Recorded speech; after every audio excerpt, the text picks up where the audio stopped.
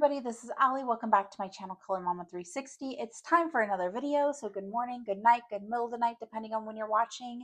Today's video is all about choosing mediums for background. So a couple weeks ago, I showed you three easy backgrounds that are kind of my go-tos as a beginner. I did one with alcohol markers, one with Albert Durers, and one with soft pastels. And today I'm going to be showing you how I determine what mediums to use on what pages. Now, I typically let the page choose the medium rather than the medium choose the page, which I think most of us probably do. If that doesn't make sense, it might make a little bit more sense as we go through things. But I'm going to be showing you some examples of uncolored pages and telling you what mediums I would use on them and why. And I'm also going to show you some examples of colored pages with backgrounds and tell you why I chose the medium that I did. And then at the end, I grabbed some books off of my shelf randomly that we're just going to look through so that you kind of see my thought process in real time. So go ahead and grab a drink. This is going to be a super chill video, just kind of talking about different mediums and how they match up to backgrounds.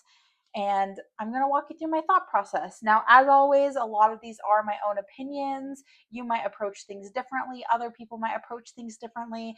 This is more just to give you ideas and to give you an idea of how I like to determine what mediums I want to use on which pages. So first up we have Botanicum by Maria Trolle. Now the first page that I want to show you is actually this one. The tab is not very sticky anymore. Is this one. Now for me, I like to do something that when I have a page that's kind of encircled like this, so it has sort of its own border, even if there is just something small outside of it. I don't normally do a big, huge background, but I will usually fill in the space within the object. So for this page, I would most likely use watercolor pencils.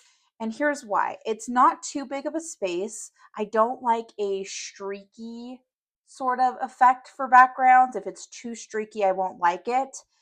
So I feel like it's just the right amount of space, but not too little, not too much. So not too much that I'm going to have to worry about streakiness and things like that, but not too little that there's not enough to do a nice blend of color within.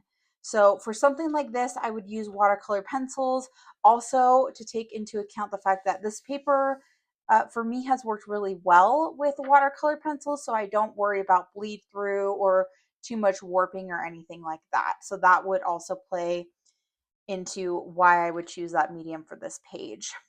And then another example I have here is this girl on the swing. Now for a page like this, I would probably use soft pastels because it's a much wider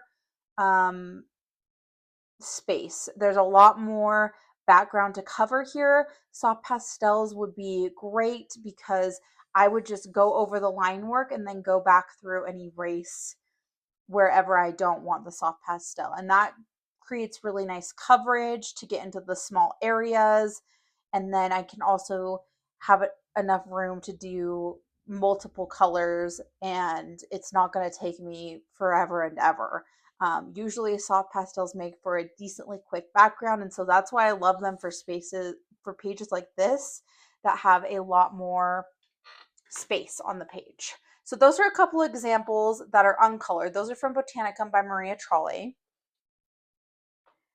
I'm going to now show you another uncolored example from A Million Hugs and Kisses by Lulu Mayo.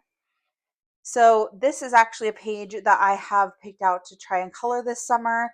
And so this was great to kind of look at and get an idea. For something like this, again, I would probably use watercolor pencils. I really like the Albert Durers in Lulu Mayo's books. And you have just enough background that it doesn't feel like too much or too little.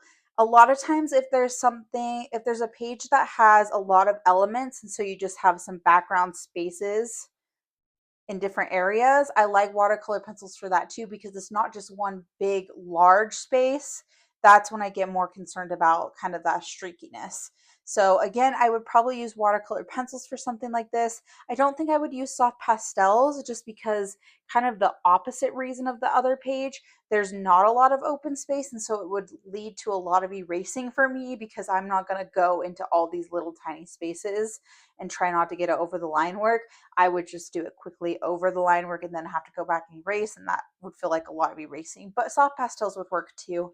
I think I would lean more toward the Albert Durs for that page.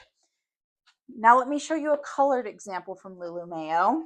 So this page is from A Million Mermaids by Lulu Mayo, and this is the page that I have colored. Now, just like I was just saying, I really like watercolor pencils when there's these small spaces to fill in. So that's exactly what I used for this background. I used Albert Durr watercolor pencils activated with water. As you can see, really no warping at all. There actually is no bleed through. This was probably from a backer page because it's colors that I didn't even use on this page. So yeah, I really like when they're, especially a page like this where there's just so many little crevices in between all these flowers. But then you also kind of have a larger space here. So I don't want to do a pencil background because I would have to do a lot of blending in this larger space, but the watercolor pencils work great. And especially for this page, they give a nice water effect so that it looks like she's underwater. So there is a colored example from A Million Mermaids. Next, I'm going to show you an example from Autumn Charm by Teresa Goodridge. So this background was actually done with pencil. I would not normally do a background with pencil except for in very specific circumstances, and this is one of them. There was a lot of little spaces with the tree going this way, and so pencil actually did work the best because I could get into those tiny, tiny little spaces in between the branches here. And the blending didn't have to be anything super, super duper fantastic because a lot of it is covered by the tree. So you'll still want to get as good of a blend as you can, but I don't feel like it was as crucial in this picture. I mean, it's not the best blend I've ever done, that's for sure. And I don't think that you can tell. So another option that I would maybe do now that I'm becoming a little bit more confident is alcohol markers. Um, you would just have to do it quickly, and getting into the tiny spaces might be a little bit harder, but also it might not matter if you're doing it super quick or not because there's not large spaces where it's gonna be streaky or dry differently. So, and then an uncolored example is this one. So similar effect here with the tree. You have the branches coming up. For this one, I would probably do the alcohol marker. This is even a smaller space than the other one. And this would be a really easy one to come in and do with an alcohol marker blend. So, and this paper is one-sided. So obviously that takes into account too. And while I'm showing you this book, I'll just show you this one real fast. I have another example like this, but this background is actually acrylic marker, which I also really like to use in Teresa's books as well, especially when you have, like I said, these just kind of small areas to fill in. So that's another just quick example. And then I have some more Teresa Goodridge pages to show you. So this is from Home for the Holidays. This one is one that I would use acrylic marker on probably because you just have kind of these in-between spaces. So not a whole lot of background. And I think it would look really good with that matte, just one color background, which, like I said, a lot of her illustrations sometimes look really good with just a plain black background. Let me show you another example. So this one, I love this page. I really wanted to make the cups pop, and so I just did a black acrylic marker background, and it was super easy to go in and do because it covered nicely and it got into any of the kind of smaller spaces as well as the larger spaces. It didn't take too long to do. So those are some examples of acrylic marker backgrounds. Oops, sorry, I bumped the camera per usual. Okay, let's see here. Next, I have an example from Merry Christmas by Hannah Carlzon. Now, this is actually a WIP, but I wanted to show it to you because this, I believe this is a soft pastel background. And the way that I achieved this border was with washi tape. I love doing a nice, like, clean, crisp line border. Now you'll see up here, I didn't quite do it high enough because I wanted them to be even on all sides. So the star sticks out a little bit, but it actually doesn't bother me like at all. I hardly ever notice it. And then I went in and did soft pastels and then erased. Now, the reason that I felt like a soft pastel background would be good for this one was because it was easy to come in and erase. So there, because of the washi tape, I could just go over the washi tape and there wasn't a whole lot to try to not cover here. There wasn't like little tiny crevices to get into or anything like that. So the only place that I kind of missed getting into was just right here in between some of the flowers, but that will be a really easy fix. I can go back in with another medium later on and do that. And then everything was based with Albert Durst after, but the background is all soft pastel. So that's an example of a soft pastel background. Next, let me show you another Hannah Carlzon example. So this next one is another colored one. So this, again, I used the washi tape, but I wasn't as even this time, unfortunately. And I used watercolor pencil for this one as well. So again, same reason, these little tiny crevices, anytime there's like background that shows through in these little tiny spaces in between elements, I really like to use watercolor pencil. And one trick that I used for this one was trying to get into those. Instead of applying the pencil and then going over it with a water brush, I took the water brush and put it onto the tip of the watercolor pencil, kind of like went like that and then brushed it on. So that made it a little bit easier than trying to activate the pencil after it was already on the paper. For some of the larger areas, like right here, I would have put the pencil straight onto the paper. And then let me show you an uncolored example. So for this one, again, I would use watercolor pencil most likely.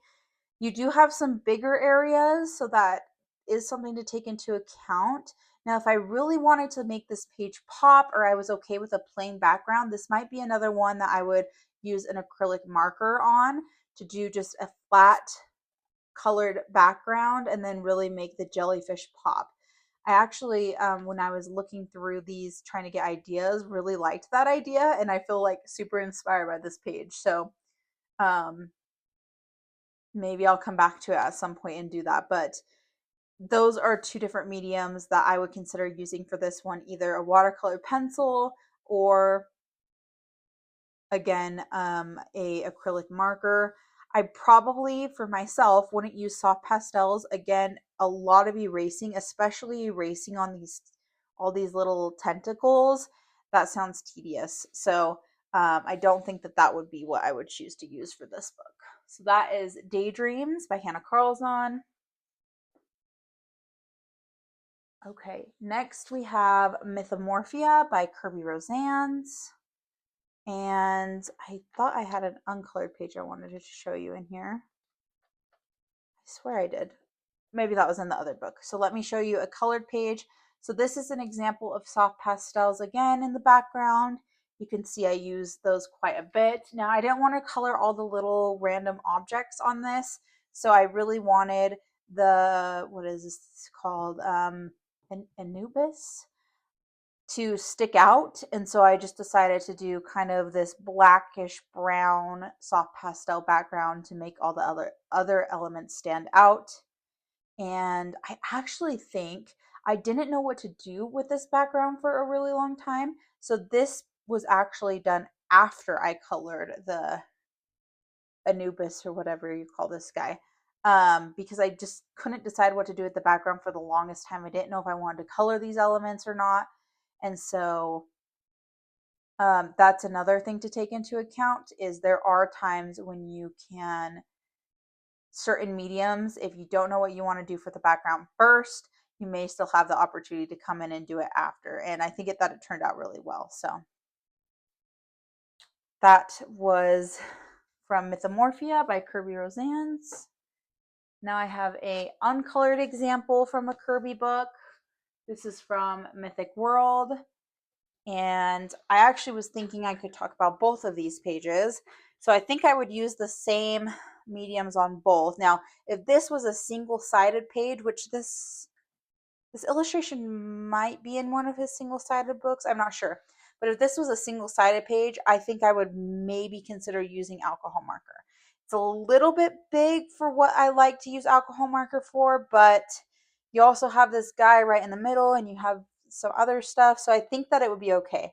However, this is not a single-sided book, so I would probably use watercolor, pencil, or soft pastel because you would just be erasing anything from here up if you got over the line work. Or for those of you that really like Neocolor 2s, I'll throw those in too. I personally don't use my Neocolor 2s very often, but I think those would be great for this page. And then for this page, I would definitely use watercolor pencil. That's the only medium I could really think of using on here, because you just have all these trees. There's no way that I would want to try to get into the crevices with soft pastel, nor would I want to go and erase it. And then obviously alcohol marker would be out. And so that kind of leaves watercolor pencil. And I think this would be a really easy page actually to do with watercolor pencil. Again, I'm feeling like really inspired by some of these pages. I might have to do a morning or something where I just do backgrounds. That might be fun. So anyways, those are a couple examples from Kirby Mythic World.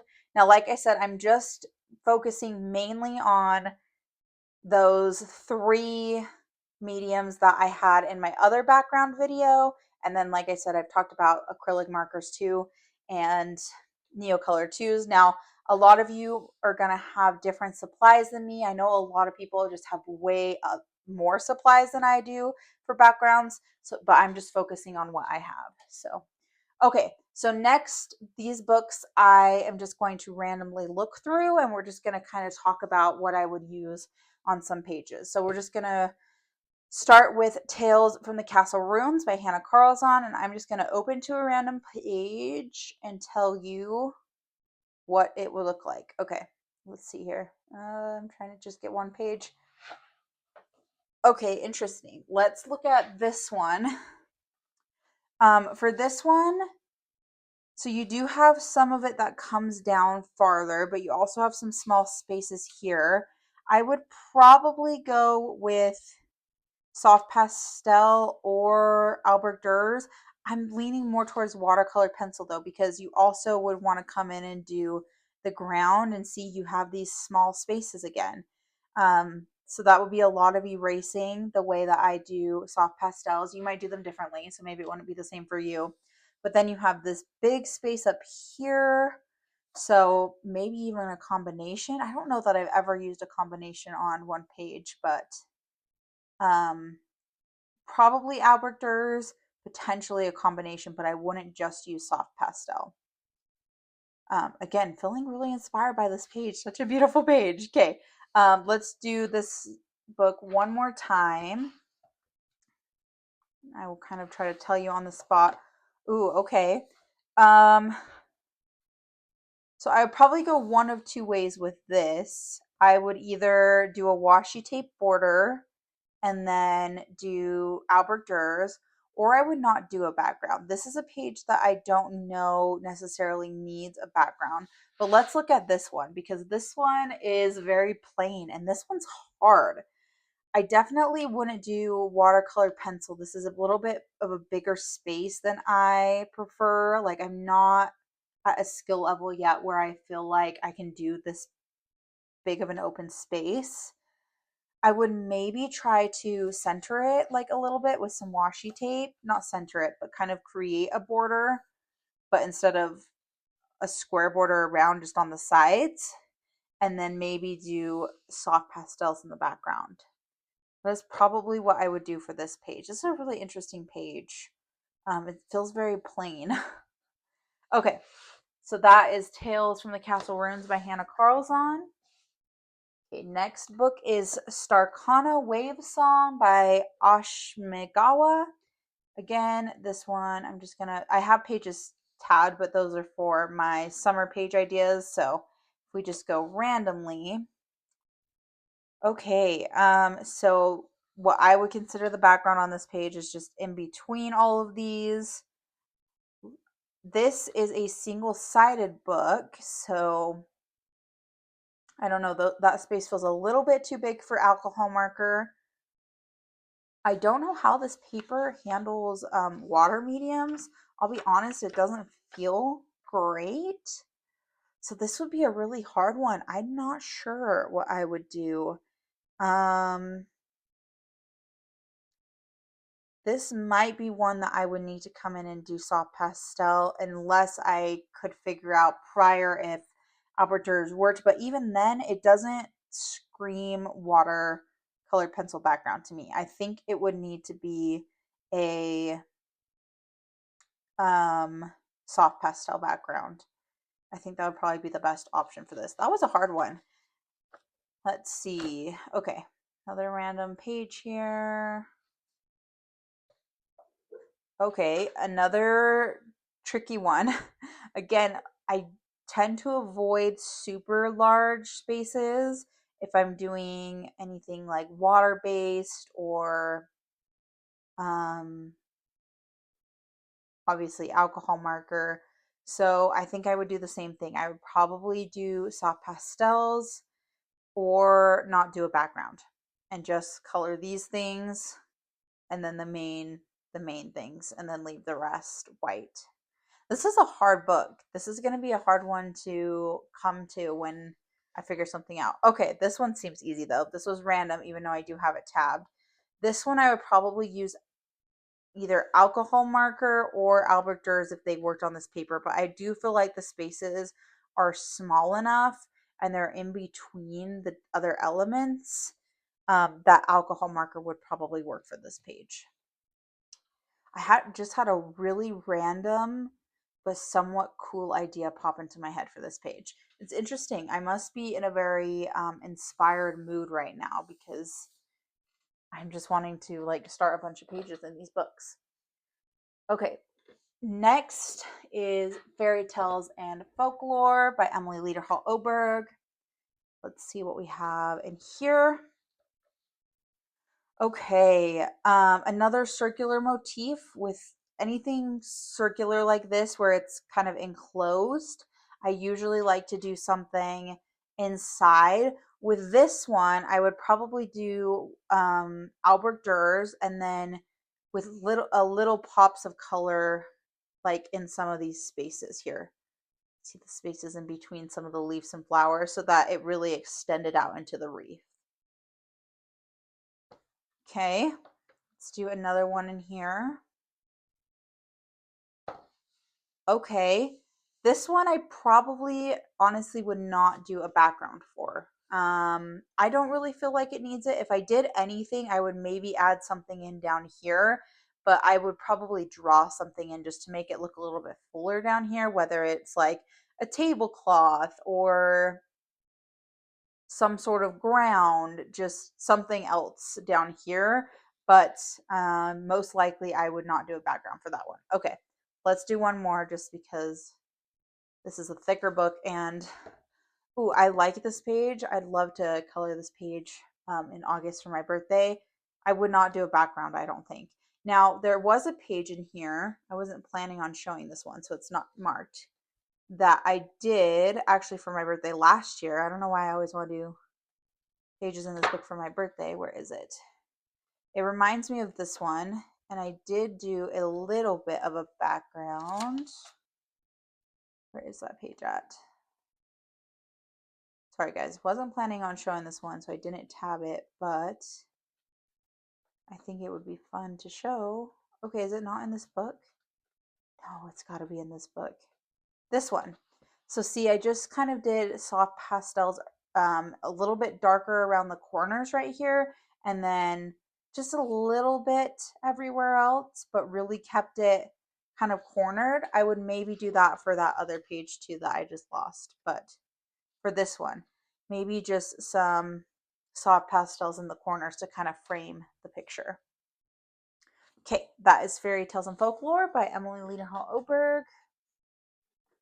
And then lastly, I have Color Me Dinosaurs for Kids. Now this one I can kind of guess.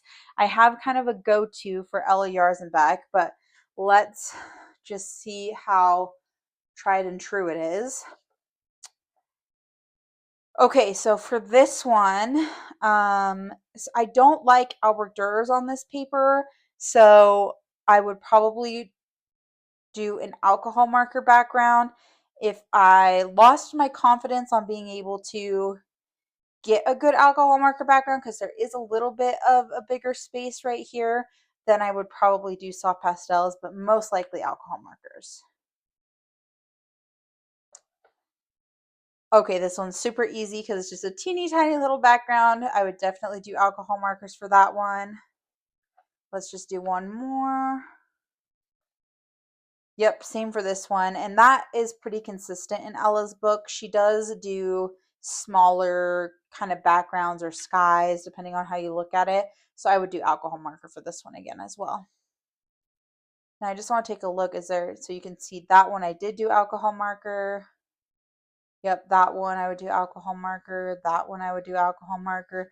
Yeah, she is pretty consistent with the way she does backgrounds. That one's a little bit bigger, but still probably alcohol marker. This one doesn't even have a sky or a background. Alcohol marker. This one, maybe soft pastel. It is a little bit of a bigger area.